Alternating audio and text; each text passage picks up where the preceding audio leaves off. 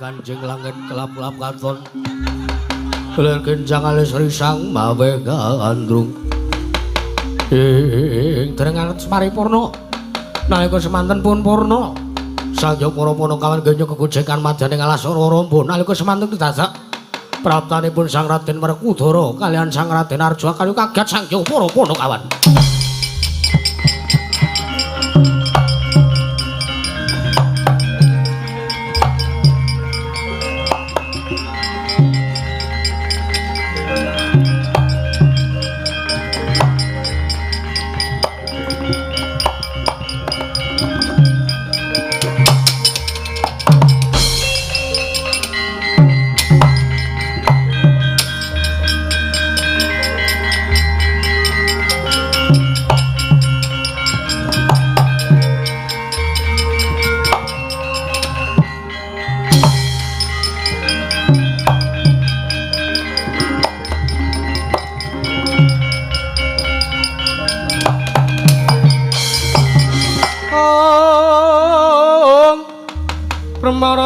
Swamyong ambrang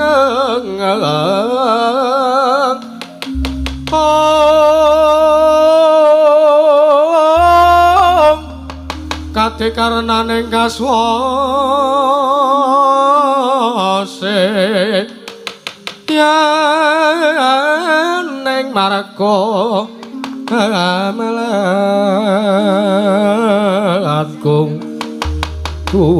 miring sang kandha mastrat maca long-long lalu hangulati surya mangrang sang wayah kula ngaturaken bekti kula kunjuk Ndara Werkudara. Nggih Ndara Werkudara kula ngaturaken bekti kula kunjuk Ndara Werkudara kalih Ndara Arjuna. Bekti kula kunjuk Ndara Werkudara Ndara Arjuna. Punakawan Petruk Garing lan Bagong tak tampa. Iya punakawan tak tampa kuwi kabeh bektimu. Wonten napa Ndara kok sumengka tindahipun sajak rengut penggalipun wonten napa? Pasuryanipun sajak ngemu pasemon ingkang boten sae wonten napa Ndara Werkudara? Nggih Gus enten napa kok? Enten napa Ndara? Wah, Garing wonten dawuh. Petruk wonten dawuh. Ya aja kaget praptaku ning kene ora rembutuhke karo kowe. Lho, mbetake ali sinten? Aku mbutuhke kelawan adimu Bagong. Lho. Bagong jenengan betake? Iya. Lho, ajenge napa? Ya Bagong arep tak pateni tak nggo tumbal. Kinarya syarat sarana. Kondure Mbak Yuku Drupadya ning Praja Negara Ngamarta. Sik tak luruske iki.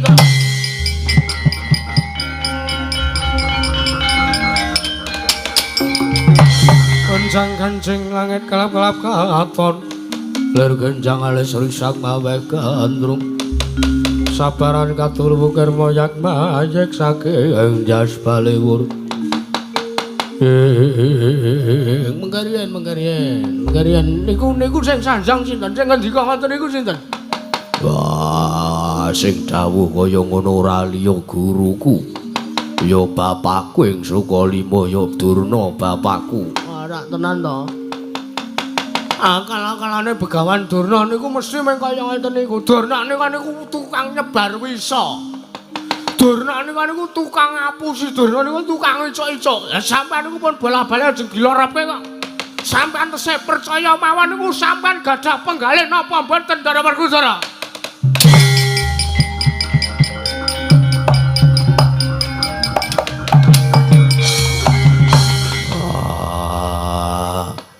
Bagong kowe aja mepalangi karepanku.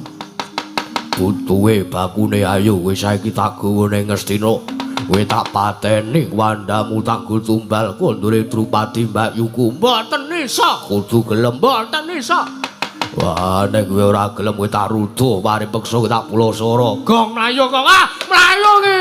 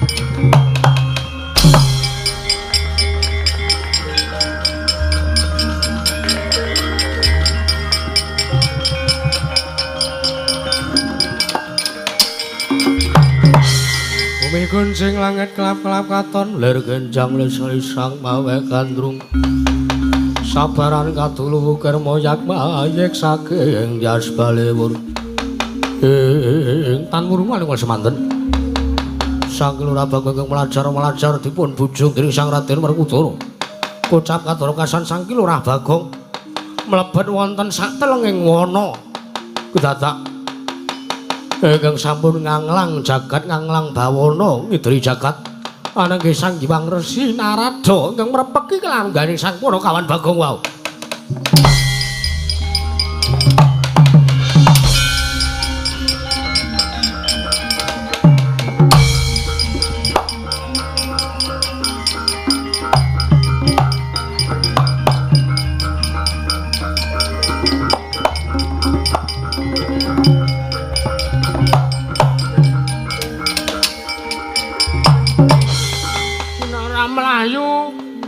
Ketulak keteli uripku wajan Ndara Werkudara ku nek wis niat A ora mungkin kok dilakoni Z kudu kelakon asik edian-edian ki aku nek ora ndelik ning tengah alas wong Ndara Werkudara ku nek nyolot tur ndak kaya wong uyah ya ndak ayo Ndara Werkudara nyolot tur dhuwure raja cuma tekan ngendi-endi edian-edian wah aku nek ora ndelik ning kene mangsa bolong ora iso slamet uripku. Berkencang karo dayang.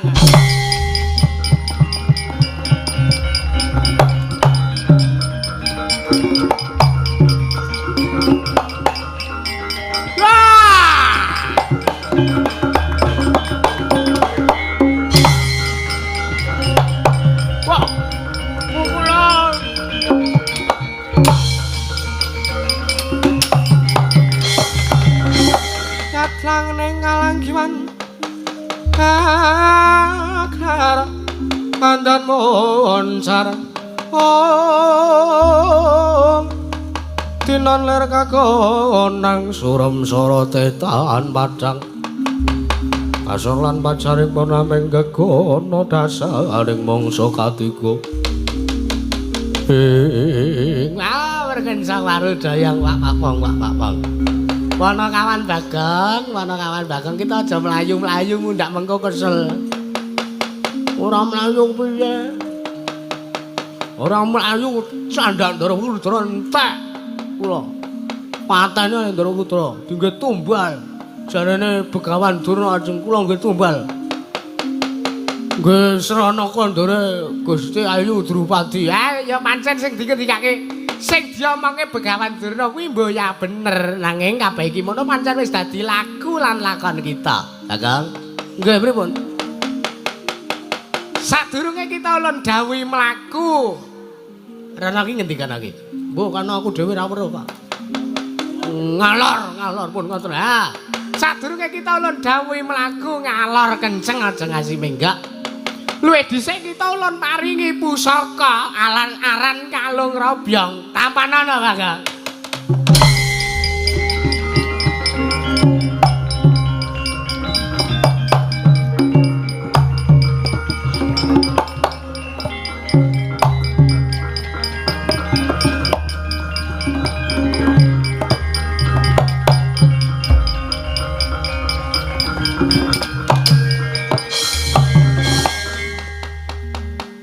Apa kowe? Kalung kaya cuthik. Wis cuthik denggel kita. Iki pancen mung wujude kaya jemparing. Nanging yen to mengko entuk tamake ana ing mungsuhmu. Nggih. Mengko bakal malih dadi kalung. Ngoten Bu Kulun. Iya. Njar iki kula kenan iki Ndara Werkudara. Ora. Kita mbok nyawulun dawuhi nandingi sartane ngundurke kridane Werkudara. Nanging mangerti ya Bagong, wektu dina iki Bendaramu Drupadi mapan ana ing negara Giri Kadasar. Mapan ing negara Giri Kadasar. Dicidra dening Nalendra Giri Kadasar, ya Nalendra Yaksa jejuluke Prabu Kala Sereng. Njur kula kan pripun iki? Kita budhal ning negara Giri Kadasar. Nggih, terus Prabu Kala Sereng patenana. Nggih, terus gunakno sandangan keprabone. Prabu Kala Sereng kita dadi ratu ning Giri Kadasar.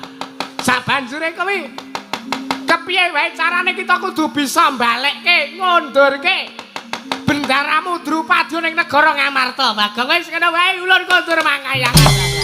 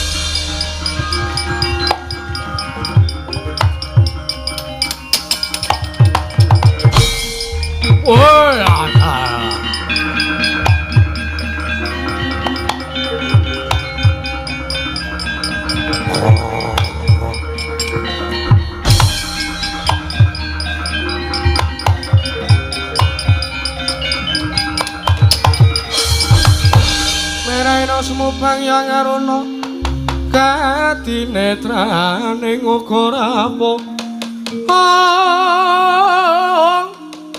sabdane engko gila ringkane kara sageter kene dongane engkong lir wuwu sing bene panca latala iki ana pawongan sajak iki kawula cilik ngadangi lakuku nggonku bakal siram jamas ana ing Bengawan iki. Kowe sapa ki sana? Wis tak takon karo kowe aku. Kowe ratu buta ta kowe? Kowe dasar kepara nyata. Sapa sejulukmu? Takon karo aku Prabu Kala Sereng Nalendra ing Giri Kadasar. Kowe sapa? Aku Bagong. Ya kowe sing tak goleki Prabu Kala Sereng.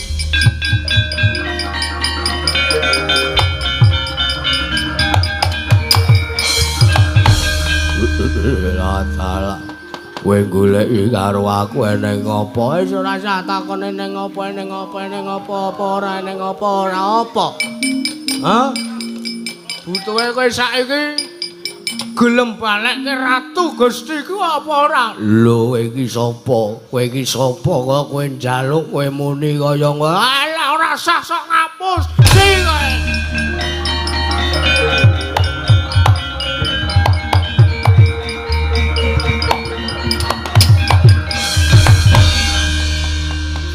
Edian. Ampun tenan pusakane kae mau. Sekali kepruk modar asalele tak duduk tambah pedet pedet pulang pedet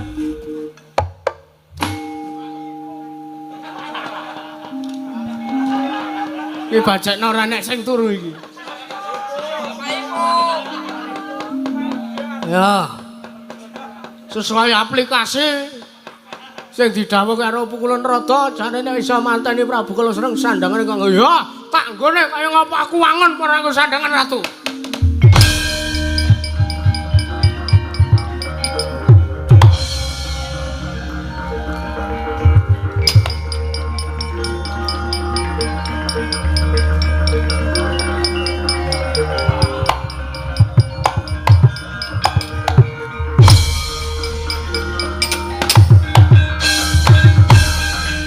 Ana kuning Kurawa Pramatri sang Abimanyu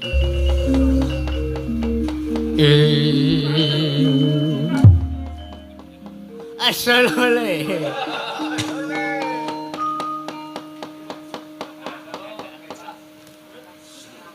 seplet ae mungan ora apa-apa ngene-ngene oke online Shopee ora urusan. Anggere anggo sandangan ratu, sak dadi ratu ning negara Giri Kadasar.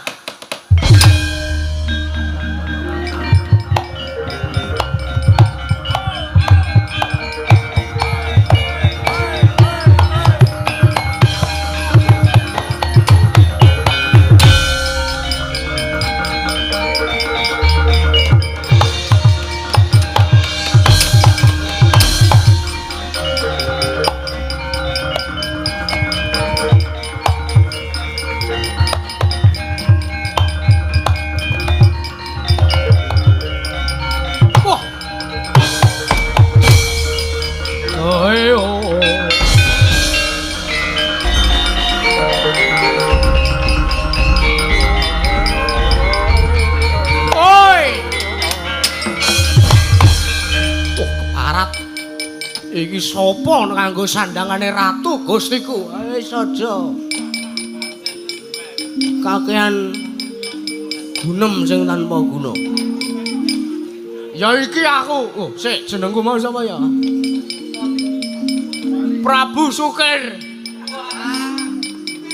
Oh, Prabu Sukir. Ya Prabu Pathokol Bawarsari. Aja kali nek nyebut jenengku Pathokol. Pathokol Bawarsari. Aku sing wis nelokke ratu Gustimu. Ratu Gustiku Prabu Kala Srengendi. Iki nak areng goleki. Wah!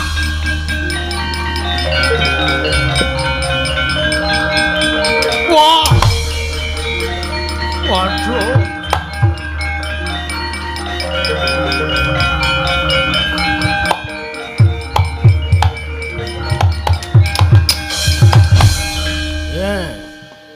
Ambo to aku. Waduh. Edian. Ora edan-edan iki tenanan iki.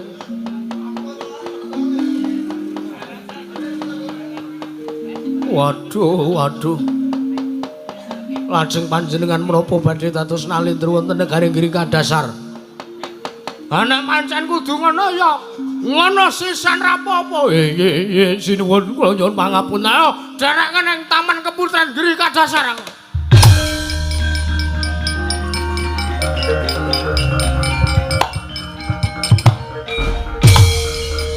Oh.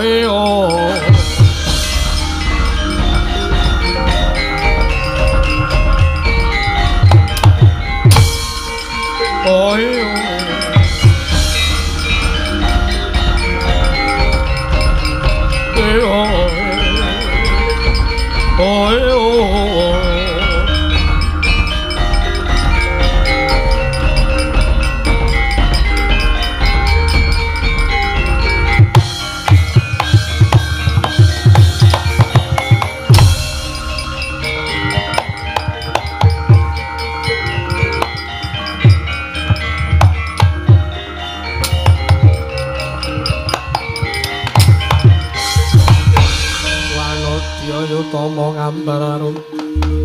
nyambararum sang kusuma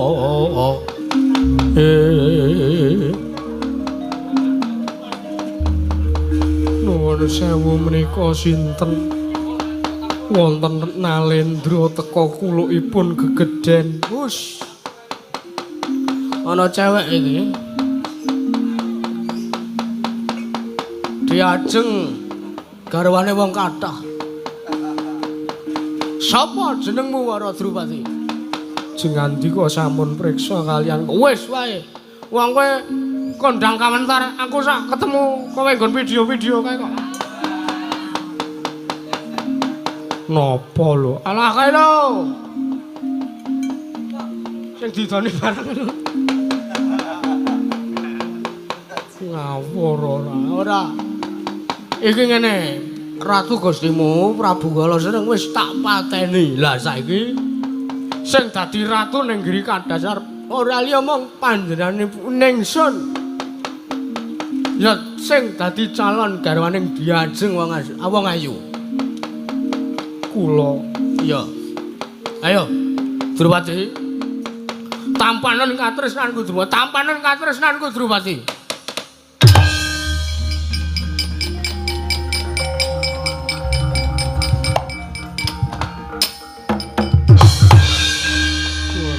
Sewu sinuwun kula dereng tepang kalian panjenengan. Aja tok ora ngerti kowe. Ya iki Nalendra Giri Kadasar, Prabu Pathokol Bawarsari. Sinten Pathokol Bawarsari? Sinuwun Prabu Pathokol Bawarsari. Ayo arep kleru to kowe, Ngati-ati nyebut jenengku. Piye, gelem tak rabi apa ora kowe? Kula purun dipun jawab kalian jengandika nanging kula dipun paru langkung rumiyin. Oh ya, poligami. Nggih. Gampang. Ratu bagus kaya aku. Golek wedokan 1 2 3 4 5 gampang. Cepet pisan entuk tak rabi. Mana kabeh bareng iso. Dengan kekuatan anime. Sing ngandika menika sapa sing kudu tak maru Sapa sing kudu tak rabi luwih dhisik kanggo maru siliramu diajeng garwaning wong kathah. Mboten sanes kejawi putri saking Jodipati pun Dewi Werkudara sinuwun.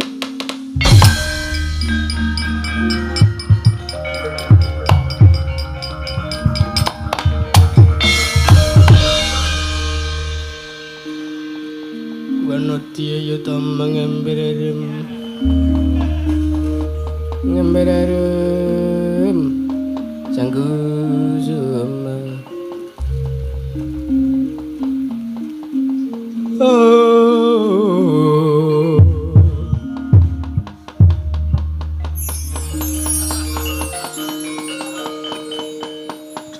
no ya tak marune waktu dina kuwi aku ora arep kongkonan pateh goblok iki mangka dhewe nak maru Dewi Werkudara Drupadi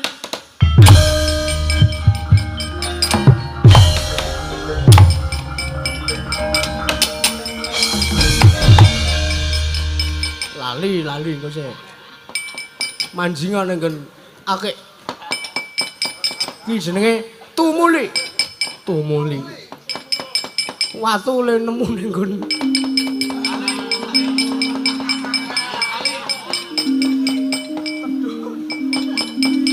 nggih gak mlebu alon-alon ning mlebu kene seret di anu sik apa pripun jarekmu nyinceng pupumu ketok wis Dewi Werkudara dadi garwaku Yai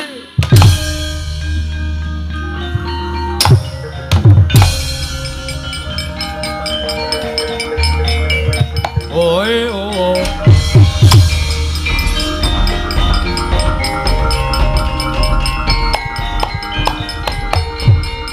oi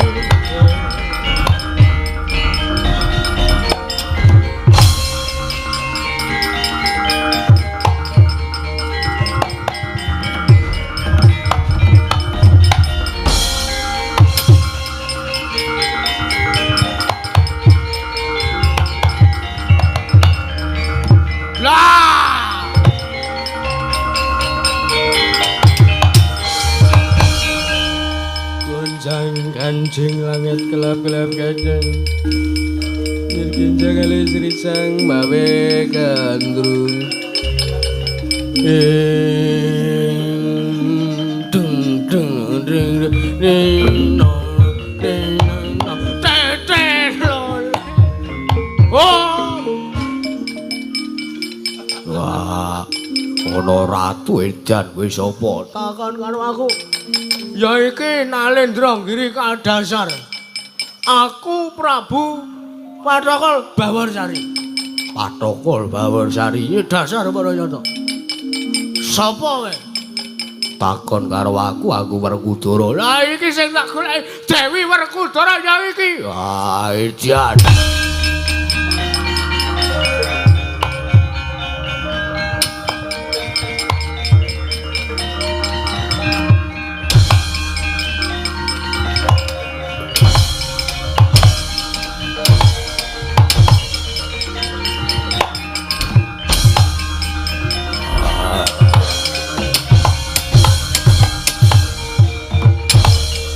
Oi oh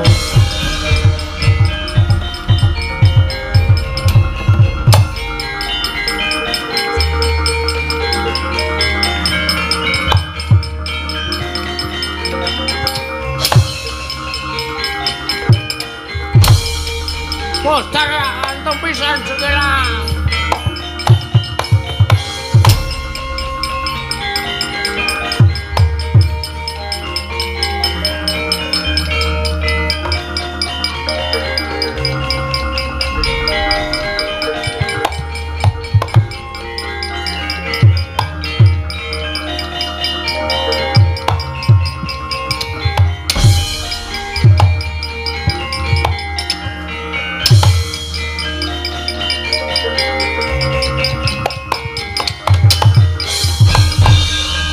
Werkudara eneng apa? Kepiye?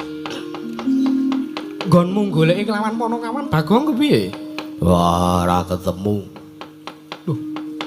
Ora ketemu kepiye? Malah aku ketemu ratu sing jeneng Prabu Pathokol Bawarsari. Jari arep ngrabi kelawan Dewi Werkudara, aku ora trima. Werkudara diwedoke. Nek atase Werkudara iki satriya aja dipati, aku ki cetha lanang. Kok dianggep wedok. Nah, tantem ora dirasake.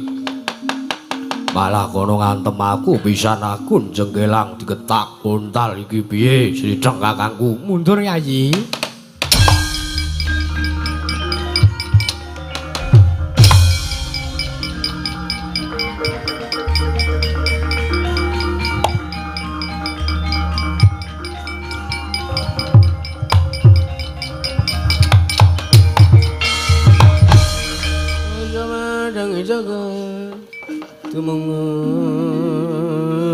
Mengebaneng sapu caing ukir martabak selera kening soroteng lampu megalan gunung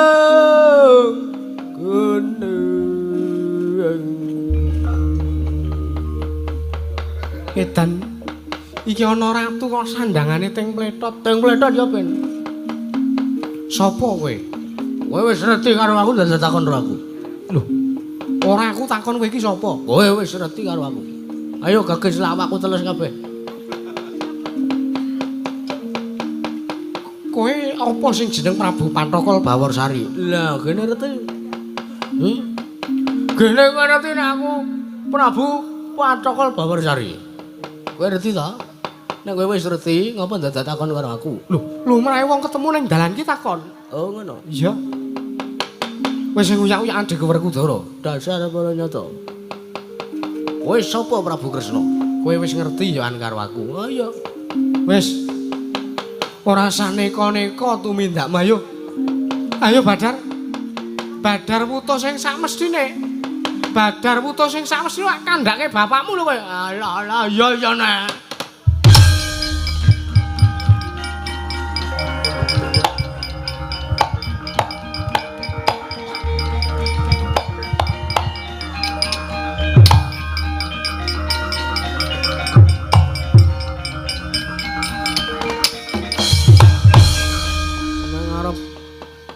Mukti sedilae kok ora oleh. Mare emosi. Sakit dadak dadi ratu barang. Lah opo kula nrada kok. Anak kula mono niku kula ming sendika dawuh saking Ewang kula nrada ngendikane. Nek kepengin Dewi Waradrupati kondur kula kedah mateni Prabu Kalawereng. Oh ya ora ngono carane. Lah kula ming manut dawuh kok. Diomongi ngayal. Dasar kau geyong racun. Baru kenal ngajak tidur. Kakang Semar iki anakmu polahe kaya ngene iki piye Kakang Semar?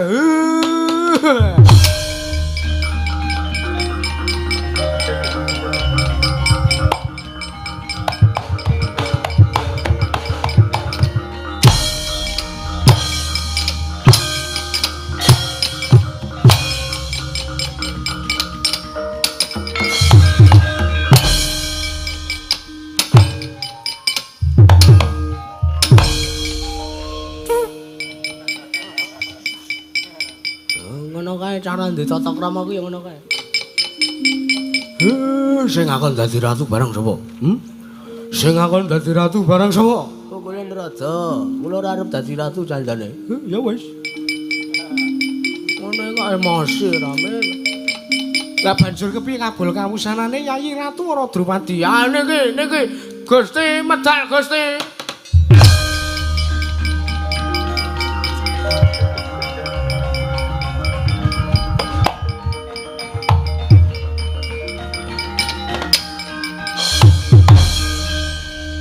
Suwe metu-metu ya. Iku kudu dingenekke iki. Bagong. Pripun krasa? Krasa padake. Warane Raja Maksama. Kula pentoke.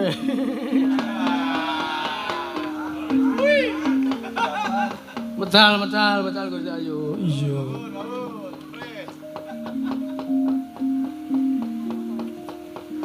Lho teng pun sih matur nuwun. Nggih sami-sami.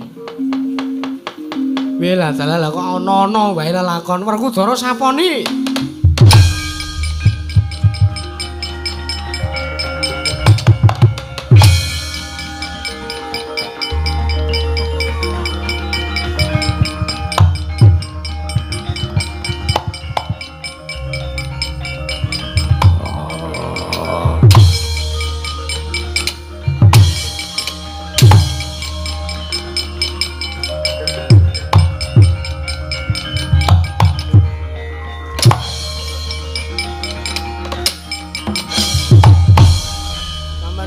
Neka wae ta ya.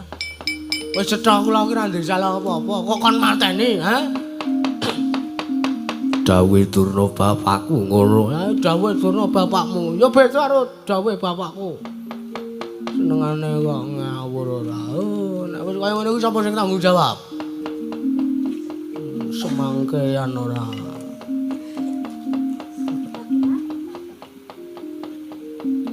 Adicara sakmenika sumene. Ulur wektu. Cah kok neka-neka ora. Lah Ndara Werkudara nika mangrampungi nika Durga. Durga sapa? Seneng angger kon ngetokke Durga. Padune arep ketemu ta kowe, Mir? Ha iya. Lah mangrampungi Ndara Werkudara.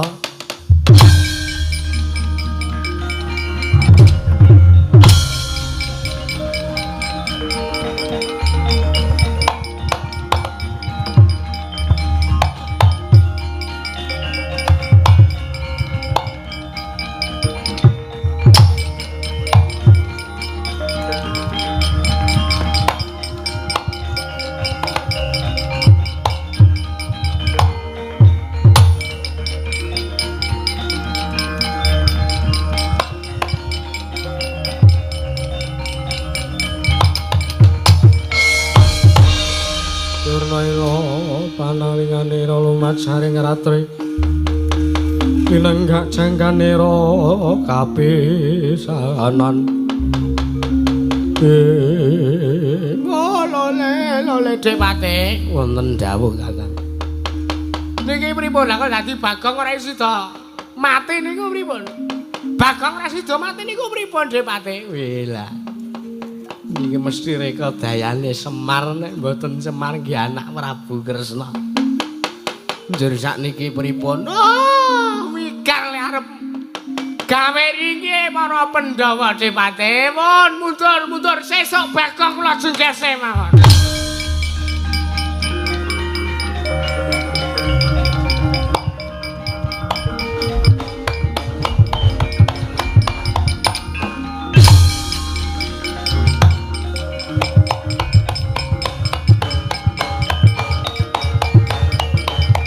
Mandek tumbas angkringan. Nggih.